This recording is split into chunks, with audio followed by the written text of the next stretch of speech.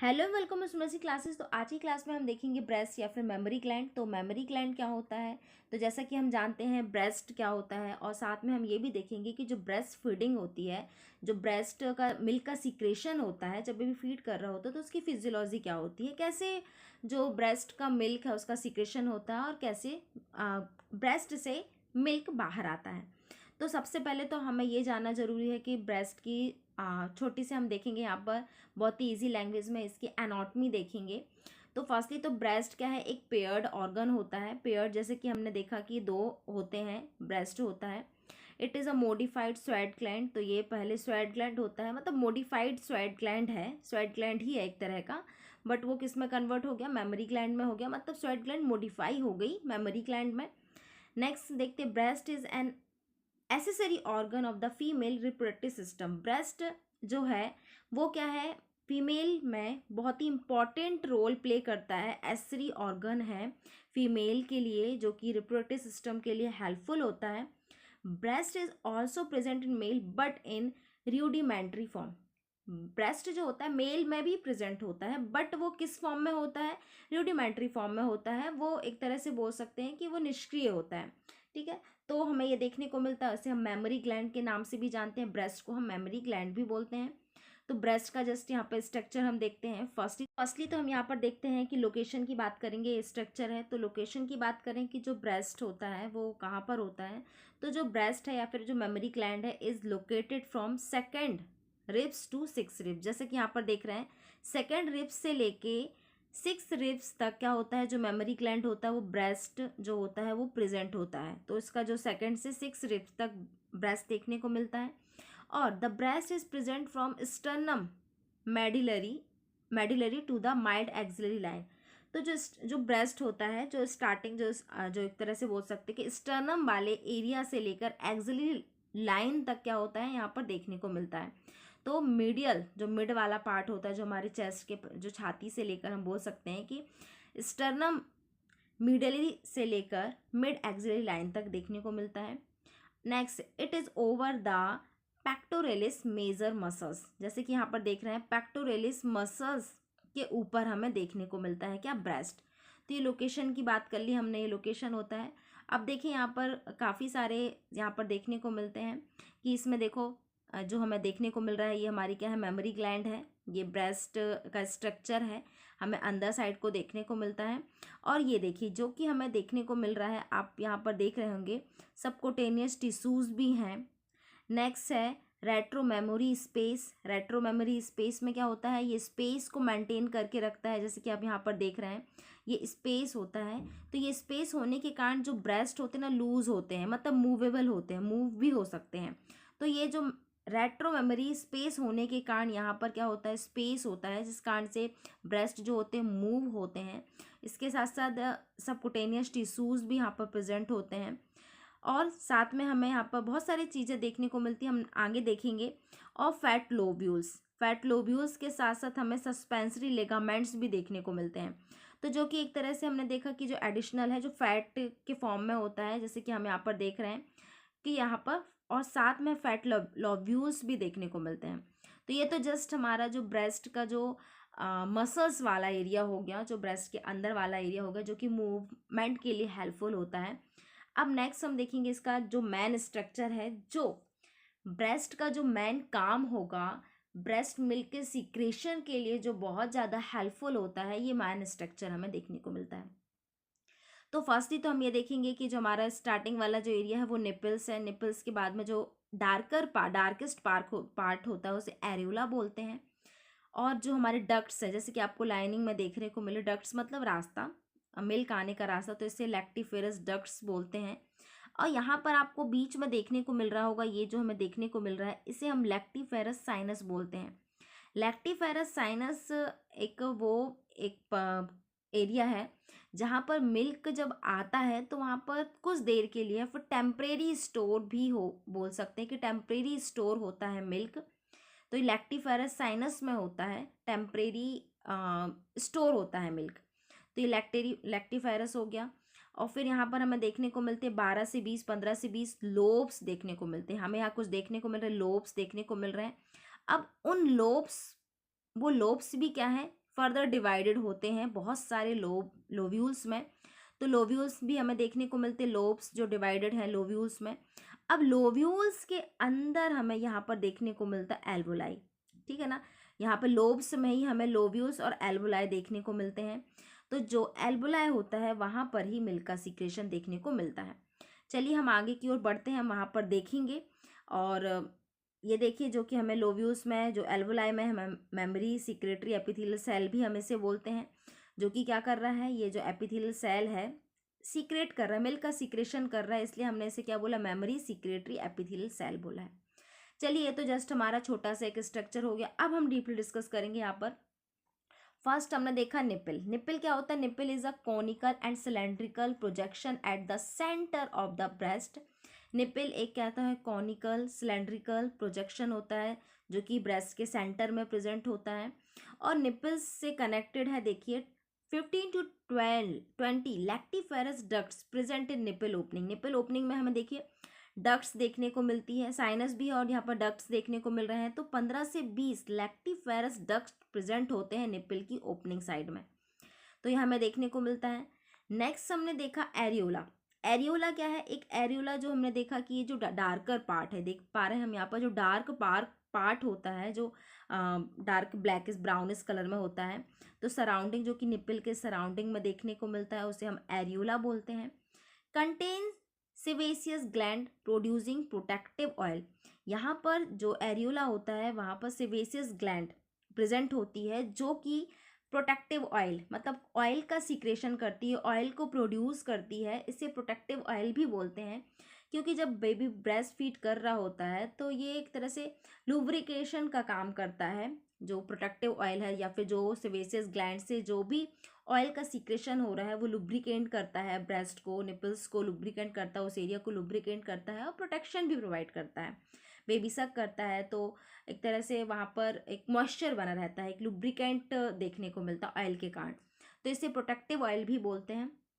Rich in sensory nerve ending. जो areola होता है, निपिल और एरियोला दोनों में ही क्या देखने को मिलता है, सेंसरी नर्व्स जो होती है वो रिच होती है ना, एंडिंग में जो एंडिंग होती है सेंसरी नर्व एंडिंग होती है, रिच देखने को मिलती है, ज़्यादा देखने को मिलती है। नेक्स्ट सेकंड पार्ट हम देखते हैं लोब्स। लोब्स जैसे कि हमने देखा, ये लोब्स हमें देखने को मिल रहे हैं 12 से 20 पर ब्रेस्ट में लोब्स देखने को मिलते हैं। Each memory gland is divided into 15 to 20 lobes radiating outward from the nipples. तो हमें कुछ देखने को मिल रहा है 12 से 20 या 15 से 20 लोब्स देखने को मिलते हैं मेमोरी ग्लैंड में। ईच मेमोरी ग्लैंड में हमें 15 से 20 लोब्स देखने को मिलते हैं। तो ये हमारे लोब्स हो जाते हैं, जैसे कि आप यहाँ पर देख पा रहे हैं काफ़ी सारे लोब्स यहाँ पर गुच्छे में देखने को मिल रहे हैं, ठीक है ना, ये देखने को मिल रहा है। अब lobules, lobes further divided into smaller lobules. यहाँ पर जो लोब्स हमने देखे 12 से 20, 15 से 20 जो लोब्स हैं, अब उनके अंदर हमें देख रहे हैं कि फर्दर डिवाइडेड है स्मॉलर लोब्यूल्स में। जो स्मॉल हमें देखने को मिल रहे हैं वो क्या है, लोब्यूल्स हैं, है ना। तो containing cluster of milk producing cell, जो कि मतलब जो कि क्या है, किससे बना है या फिर क्या है, मिल्क प्रोड्यूसिंग सेल या फिर एल्बोलाई का कंटेन है इसमें, या फिर बोल सकते हैं कि एल्बोलाई हमें यहाँ पर देखने को मिलती है लोब्यूल्स में। अब एल्वोलाई को ही हमने क्या बोला है, मिल्क प्रोड्यूसिंग सेल बोला है, क्योंकि एल्वोलाई में ही क्या हो रहा है, मिल्क का प्रोडक्शन देखने को मिलता है, ठीक है। तो ये लोब्यूल्स हैं, स्मॉलर लोब्यूल्स हैं, और इनका जो कंटेनिंग है मतलब क्लस्टर है वो क्या है, मिल्क प्रोड्यूसिंग सेल है, एल्वोलाई है, जैसे कि हम यहाँ पर देख पा रहे हैं। तो लोब्यूल्स के अंदर ही हमें क्या देखने को मिल रहा है, एल्वोलाई देखने को मिल रहा है, ठीक है। अब हम बात करते हैं, ये तो हमने जस्ट नॉर्मल स्ट्रक्चर देखा। अब एल्बोलाई को हमने क्या बोला है कि मिल्क प्रोड्यूसिंग सेल बोला है, क्योंकि यहाँ पर मिल्क का सीक्रेशन होता है। तो अब यहाँ पर देखेंगे एल्बोलाई। एल्बोलाई composed of specialised epithelial cell called लाइसोसाइट। जो एल्बोलाई है जी हमारा देखने को मिल रहा है एल्बुलस, ठीक है ना, ये एल्बोलाई, जो एल्बोलाई है हमारा। अब इसका जो हमारा अंदर वाला स्ट्रक्चर है एल्बोलाई का, तो जो एल्बोलाई है वो किससे मिलके बना, एपिथेलियल सेल से मिलके बना होता है, जिसे हम क्या बोलते हैं, लैक्टोसाइट बोलते हैं। ये देख रहे हैं यहाँ पिक्चर में देख पा रहे हैं। तो एल्बोलाई composed of specialised epithelial cell called lactocyte. जो एपिथेलियल सेल जिससे एल्बोलाई मिलके बना है उसे हमने क्या बोला है, लैक्टोसाइट। ये हमें एपिथेलियल की ये सेल देखने को मिल रही है, इसे हमने क्या बोला, लैक्टोसाइट बोला है। अब lactocyte are responsible for synthesising and secreting milk. अब ये जो लैक्टोसाइट है, लैक्टोसाइट का काम क्या है, ये रिस्पॉन्सिबल होता है मिल्क के सीक्रेशन में, और क्या होता है यहाँ पर सीक्रेटिंग के लिए और सिंथेसाइजिंग के लिए जो लैक्टोसाइट होता है वो क्या होता है, रिस्पॉन्सिबल होता है। अब हमने देख लिया लैक्टोसाइट। अब यहाँ पर होता है myoepithelial cell. Myoepithelial cell surrounded the lactocyte which responsible for milk ejection. Lactocyte हमने देखा कि सिंथेसिस और सीक्रेटिंग के लिए हेल्पफुल है, ये लैक्टोसाइट है। लैक्टोसाइट के बाहर हमें देखने को मिल रहा है मायो एपिथेलियल सेल। ये जो कवर है, मायो एपिथेलियल सेल लैक्टोसाइट को कवर करके रखा है। तो लैक्टोसाइट जैसे कि हमने देखा कि मिल्क के सिंथेसिस के लिए हेल्पफुल है, सीक्रेशन के लिए हेल्पफुल है। और जो एपिथेलियल सेल है जो कि लैक्टोसाइट के सराउंडिंग में देखने को मिल रही है, जो epithelial cell myoepithelial cell है, मिल्क के इजेक्शन के लिए हेल्पफुल है, मिल्क को बाहर निकालने के लिए हेल्पफुल है। अब वो कैसे, वो हम आगे देखेंगे कि यहाँ पर लैक्टोसाइट काम क्या कर रहा है, यहाँ पर मिल्क का सीक्रेशन कर रहा है और मायो एपिथेलियल सेल कर रहा है मिल्क को बाहर निकालने में हेल्प। तो ये दो इम्पॉर्टेंट हैं, ये दो ही इसके मेन फंक्शन है जो एल्वोलाई में प्रेजेंट होते हैं। ये तो हो गया हमारा एल्वोलाई वाला। अब डक्ट्स की बात कर लेते हैं। डक्ट्स जैसे कि जो रास्ता है, तो डक्ट्स किसे बोला है, milk travel from alveoli through ducts to lactiferous sinus behind the nipple. Ducts क्या है, मिल्क को ट्रैवल करता है। ये डक्ट्स देखने को मिल रही हैं, ये हमारा एल्वोलाई है। एल्वोलाई से मिल्क जब आता है, डक्ट्स इन रास्तों से होते हुए आता है और कहाँ पर आ जाता है, लैक्टिफेरस साइनस में आता है। ये लोब्स हमें रास्ते देखने को मिल रहे हैं। एल्वोलाई से जब मिल्क आता है तो वो लोब्स डक्ट्स से होते हुए कहाँ जाएगा, हमारे साइनस में आएगा, है ना, लैक्टिफेरस साइनस में आएगा। तो जैसे कि हमने देखा कि जो लैक्टिफेरस साइनस होता है टेम्परेरी स्टोर करता है मिल्क को। मिल्क का सीक्रेशन तो तभी होगा जब बेबी सक करेगा, बट यहाँ पर क्या देखने को मिलता है, हमें एक टेम्परेरी स्टोरेज देखने को मिलता है मिल्क का कुछ देर के लिए। अब डक्ट्स में और milk produced in the alveoli and drain into intralobular ducts. तो डक्ट्स का काम क्या होगा, फर्स्टली जब मिल्क एल्वोलाई से निकलेगा, सीक्रेट होगा, तो सबसे पहले इंट्रा लोबुलर डक्ट्स में आएगा, ठीक है ना।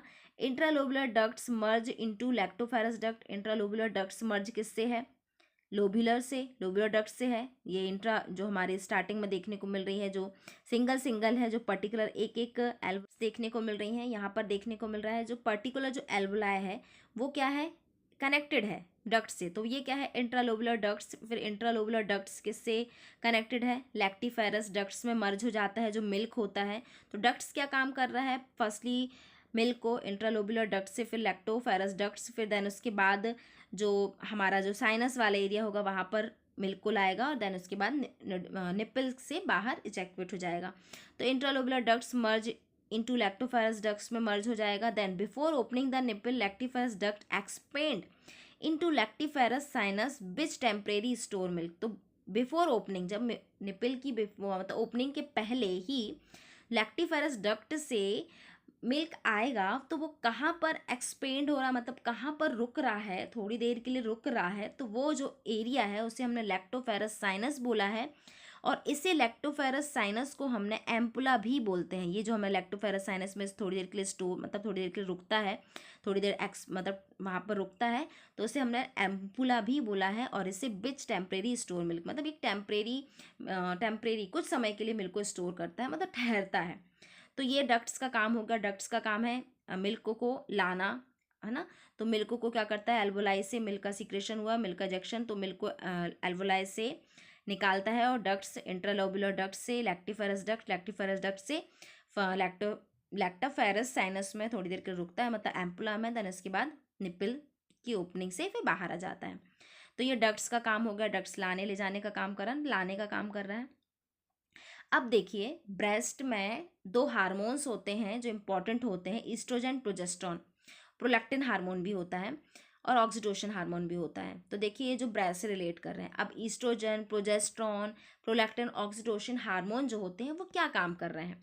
ईस्ट्रोजन है stimulate the growth of ductal tissue and prepare the breast for lactation. जो ईस्ट्रोजन होता है वो stimulation of growth on ductal tissue, जो डक्टल टिश्यू होती है, जो हमने देखी डक्ट्स, डक्टल टिश्यू को क्या करता है, उसकी ग्रोथ को स्टिमुलेट करता है and preparation the breast for lactation, और जो एस्ट्रोजन हार्मोन है वो ब्रेस्ट को प्रिपेयर करता है लैक्टेशन के लिए। लैक्टेशन मतलब ब्रेस्ट के सीक्रेशन के लिए, ब्रेस्ट मिल्क के लिए। मिल्क के जो मतलब लैक्टेशन तो हम जानते ही हैं कि लैक्टेशन क्या होता है, जब बेबी फीड करना शुरू कर देता है, जब जो ब्रेस्ट से मिल्क का सीक्रेशन हो जाता है, तो वो लैक्टेशन वाला। तो ब्रेस्ट लैक्टेशन के लिए क्या करता है, प्रिपेयर करता है एस्ट्रोजन। प्रोजेस्टेरोन, प्रोजेस्टेरोन का काम promote the development of lobules and alveoli, milk producing gland. जो एल्वोलाई है उसे हमने क्या बोला, मिल्क प्रोड्यूसिंग ग्लैंड बोला है। तो जो प्रोजेस्टेरोन होता है वो प्रमोट करता है किसको, लोब्यूल्स और एल्वोलाई को, ठीक है ना, उसके डेवलपमेंट के लिए हेल्पफुल होता है। तो प्रोजेस्टेरोन क्या कर रहा है, प्रमोट कर रहा है लोब्यूल्स और एल्वोलाई। जैसे कि हमने देखा ये लोब्यूल्स हैं और ये एल्वोलाई है, तो दोनों को क्या कर रहा है, प्रमोट कर रहा है ना, मिल्क के प्रोड्यूस के लिए, मिल्क के सिक्रेशन के लिए प्रोजेस्टेरोन उसको अभी सिर्फ यहाँ पर डेवलप कर रहा है। नेक्स्ट है प्रोलैक्टिन हार्मोन। अब प्रोलैक्टिन हार्मोन का क्या है, सीक्रेटेड। प्रोलैक्टिन हार्मोन कहाँ से सीक्रेट होता है, एंटीरियर पिट्यूटरी ग्लैंड से सीक्रेट होता है, जो कि हेल्प करता है एसेंशियल फॉर मिल्क प्रोडक्शन। ये मिल्क प्रोडक्शन के लिए हेल्पफुल होता है, मिल्क को बनाता है आफ्टर चाइल्ड बर्थ या फिर आफ्टर डिलीवरी। जब बेबी डिलीवर्ड हो जाता है तो मदर के अंदर मिल्क बनाने का काम कौन कर रहा है, प्रोलैक्टिन हार्मोन। नेक्स्ट है oxytocin hormone, secreted by posterior pituitary gland. ये कहाँ से, पोस्टीरियर पिट्यूटरी ग्लैंड से सीक्रेट होता है और इसका काम होता है the ejection of milk during breast feeding. और ऑक्सीटोसिन का काम होगा मिल्क को इजेक्ट करना, मतलब बाहर निकालना। तो ऑक्सीटोसिन का काम होगा मिल्क के इजेक्शन के लिए, ठीक है ना, ब्रेस्ट फीडिंग के दौरान। तो प्रोलैक्टिन हार्मोन बना रहा है मिल्क को और ऑक्सीटोसिन हार्मोन मिल्क को बाहर निकालने में हेल्पफुल है। अब तो ये हमने देख लिया ब्रेस्ट की एनाटॉमी, कहाँ पर क्या क्या काम कर रहा है। अब हम देखेंगे फिजियोलॉजी की कौन कैसे काम कर रहा है। तो ये हमारा हो जाएगा फिजियोलॉजी ऑफ लैक्टेशन में क्या क्या आता है, मेमोजेनेसिस, लैक्टोजेनेसिस, गैलेक्टोकाइनेज और गैलेक्टोपोइसिस। ये जो 4 हैं फिजियोलॉजी मैन है। फर्स्ट तो हमने देखा मेमोजेनेसिस। मेमोजेनेसिस क्या होता है, मेमोजेनेसिस हम बोल सकते हैं कि प्रिपरेशन ऑफ ब्रेस्ट, ब्रेस्ट को बनाता है, ब्रेस्ट को अभी प्रिपेयर कर रहा है, या फिर हम बोल सकते हैं development breast to functional state, उसे डेवलप करने में हेल्पफुल होता है, डेवलप करता है, उसे मेमोजेनेसिस बोलते हैं। सेकंड स्टेप होती है लैक्टोजेनेसिस। लैक्टोजेनेसिस में क्या होता है, सिंथेसिस या secretion of milk from the breast alveoli. यहाँ पर जैसे कि लैक्टोजेनेसिस में हमने देखा कि मिल्क क्या हो रहा है, मिल्क का सीक्रेशन हो रहा है और सिंथेसिस हो रहा है। थर्ड गैलेक्टोकाइनेसिस, काइनेसिस में क्या हो रहा है, मिल्क का इजेक्शन हो रहा है ना, इसलिए हमने काइनेस बोला है। Ejection of milk outside the breast, ejection मतलब बाहर निकलना, ब्रेस्ट मिल्क का बाहर निकलना, तो इससे लैक्टोकाइनेसिस बोला है। गैलेक्टोपोइसिस, गैलेक्टोपोइसिस में क्या होगा, मेंटेन ऑफ लैक्टेशन, लैक्टेशन को क्या करना, मेंटेन करना। अब हम देखेंगे मेमोजेनेसिस में कौन हेल्पफुल करता है, कौन रिस्पॉन्सिबल होता है। तो मेमोजेनेसिस जैसे कि हमने देखा प्रिपरेशन ऑफ ब्रेस्ट टिश्यू, मेमोजेनेसिस एक ऐसी प्रोसेस है। मेमोजेनेसिस में क्या होता है, ब्रेस्ट टिश्यू प्रिपेयर होती है, ब्रेस्ट टिश्यू डेवलप होती है, उसमें से डक्ट्स एंड लोब्यूल्स और एल्वुलर जो सिस्टम होते हैं उनकी ग्रोथ होती है मेमोजेनेसिस प्रोसेस में। और मेमोजेनेसिस प्रोसेस जो होती है ना, start from birth to puberty, birth से ही स्टार्ट हो जाती है mammogenesis and continue in pregnancy, और प्रेगनेंसी में भी क्या कंटिन्यू रहती है। तो मेमोजेनेसिस दोनों में ही देखने को मिलता है। Estrogen and progesterone is responsible for proliferation of mammary gland. जो ईस्ट्रोजन होता है, अब मेमोजेनेसिस में ईस्ट्रोजन एंड प्रोजेस्टेरोन बहुत बड़ा रोल प्ले करते हैं। जैसे कि अभी हमने देखा ईस्ट्रोजन प्रोजेस्टेरोन क्या कर रहा है, लोब्यूल्स और एल्बुलाई को क्या कर रहे हैं, यहाँ पर हमने देखा लोब्यूल्स और एल्बुलाई को क्या कर रहे हैं, यहाँ पर स्टिमुलेट कर रहा है और डेवलप कर रहा है ना। तो यहाँ पर हमने देखा ईस्ट्रोजन प्रोजेस्टेरोन अपना अपना रोल प्ले कर रहे हैं। तो मेमोजेनेसिस में ईस्ट्रोजन और प्रोजेस्टेरोन रिस्पॉन्सिबल हैं मेमोरी ग्लैंड मतलब वही ब्रेस्ट को क्या कर रहे हैं, प्रोलिफरेट कर रहे हैं, ठीक है ना। प्रोलिफरेशन के लिए हेल्पफुल होता है मेमोजेनेसिस में, हमें देखने को मिलता है ईस्ट्रोजन प्रोजेस्टेरोन का रोल क्या है। अब नेक्स्ट है secretion of prolactin and somatotrophin by the pituitary gland result in mammary growth. अब यहाँ पर प्रोलैक्टिन और सोमैटोट्रोफिन का भी रोल होता है मेमोजेनेसिस प्रोसेस में। प्रोलैक्टिन हार्मोन भी यहाँ पर देखने को मिलता है, बट प्रोलैक्टिन हार्मोन यहाँ पर मेमोजेनेसिस में मिल्क का सीक्रेशन नहीं होता है। मैमोजेनेसिस में सिर्फ डेवलपमेंट होता है, वो प्रमोट करता है, वहाँ पर ग्रोथ देखने को मिलती है, बट यहाँ पर मिल्क का सीक्रेशन नहीं होगा। मैमोजेनेसिस में मिल्क का सीक्रेशन नहीं देखने को मिलेगा। अब क्वेश्चन ये आता है, सवाल ये उठता है कि प्रोलैक्टिन हार्मोन का सीक्रेशन यहाँ पर भी हो रहा है, तो यहाँ मिल्क का सीक्रेशन क्यों नहीं हो रहा है? तो मिल्क का सीक्रेशन यहाँ पर इसलिए नहीं होगा क्योंकि ईस्ट्रोजन और प्रोजेस्ट्रॉन दोनों ही प्रेजेंट है, और प्रोजेस्ट्रॉन क्या है, एक पीक पॉइंट में है। प्रोजेस्ट्रॉन यहाँ पर अगर मदर प्रेग्नेंट है या फिर ब्रेस्ट बन रहा है, ब्रेस्ट का डेवलपमेंट हो रहा है, लैक्टेशन नहीं चल रहा, आफ्टर डिलीवरी ही प्रोजेस्टेरॉन और एस्ट्रोजन कम हो जाते हैं। बट यहाँ पर क्या हो रहा है, बनना तो शुरू हो गया था जब सेकंड ट्राइमेस्टर है ना, फर्स्ट सेकंड ट्राइमेस्टर में बनना शुरू हो जाता है, बट यहाँ पर मिल्क का सीक्रेशन नहीं होगा। मिल्क का सीक्रेशन आफ्टर डिलीवरी ही होगा। मैन यहाँ पर रोल प्ले करता है प्रोजेस्ट्रॉन। प्रोजेस्ट्रॉन हार्मोन क्या करता है, प्रोलैक्टिन हार्मोन को इनहिबिट करता है, उसके प्रोडक्शन को, प्रोलैक्टिन हार्मोन के प्रोडक्शन को क्या करता है, इनहिबिट करता है। तो जब इनहिबिट कर देता है तो प्रोलैक्टिन हार्मोन वो अपना काम नहीं कर पाता है, क्योंकि यहाँ पर प्रोजेस्ट्रॉन पीक पॉइंट में है, बोल सकते हैं कि हाई है। तो प्रोजेस्ट्रॉन क्या कर देता है, उसे दबा देता है, प्रोलैक्टिन हार्मोन को इनहिबिट कर देता है, और साथ में लैक्टोएल्बुमिन प्रोटीन को भी नहीं बनने देता है ना। तो ये मेन कारण है। तो प्रोजेस्ट्रॉन, यहाँ पर प्रोजेस्ट्रॉन का काम है, प्रोजेस्ट्रॉन प्रोलैक्टिन हार्मोन को क्या कर रहा है, यहाँ पर कम कर देता है। नेक्स्ट हमने देखा, और देखिए प्रोजेस्ट्रॉन हार्मोन लैक्टोएल्बुमिन प्रोटीन को भी क्या कर देता है, इनहिबिट कर देता है। तो ये एक रीज़न है कि यहाँ पर ब्रेस्ट मिल्क का सीक्रेशन नहीं होगा, बाहर नहीं निकलेगा। अब हम देखेंगे यहाँ पर लैक्टोजेनेसिस में क्या हो रहा है। लैक्टोजेनेसिस में जैसे कि हमने देखा मिल्क का सीक्रेशन, तो मिल्क का सीक्रेशन कहाँ कैसे होगा, prolactin hormone secrete by anterior pituitary gland. Prolactin जो हार्मोन होता है वो एंटीरियर पिट्यूटरी ग्लैंड से क्या होता है, सीक्रेट होता है, जो कि prolactin hormone is responsible for synthesis and secretion of milk from the breast एल्बुलाई। प्रोलैक्टिन हार्मोन क्या होता है, रिस्पॉन्सिबल होता है ब्रेस्ट के सिंथेसिस के लिए, ब्रेस्ट मिल्क के सिंथेसिस के लिए। यहाँ पर मिल्क का सीक्रेशन होगा और मिल्क का सिंथेसिस होगा, तो प्रोलैक्टिन हार्मोन क्या कर रहा है, मिल्क को बना रहा है। और after delivery decrease estrogen and progesterone hormone. अब लैक्टोजेनेसिस में हमने देखा कि यहाँ पर क्या है, प्रोलैक्टिन हार्मोन मिल्क को बनाना शुरू कर दिया है। क्यों बनाना शुरू कर दिया है, आफ्टर डिलीवरी जैसी मदर की डिलीवरी हो जाती है तो ईस्ट्रोजन और प्रोजेस्टेरॉन हार्मोन जो है वो क्या हो गए, डिक्रीज हो गए हैं। तो यहाँ पर प्रोलैक्टिन हार्मोन ने अपना काम शुरू कर दिया है, जो उसे करना था कि मिल्क का सीक्रेशन और सिंथेसिस यहाँ पर शुरू कर दिया है। तो यहाँ पर देखिए ईस्ट्रोजन प्रोजेस्टेरॉन हार्मोन क्योंकि कम हो गए हैं आफ्टर डिलीवरी। अब लैक्टोजेनेसिस देख लिया हमने। नेक्स्ट है गैलेक्टोकाइनेसिस। गैलेक्टोकाइनेसिस में हमने क्या देखा था, इजेक्शन, मिल्क का इजेक्शन।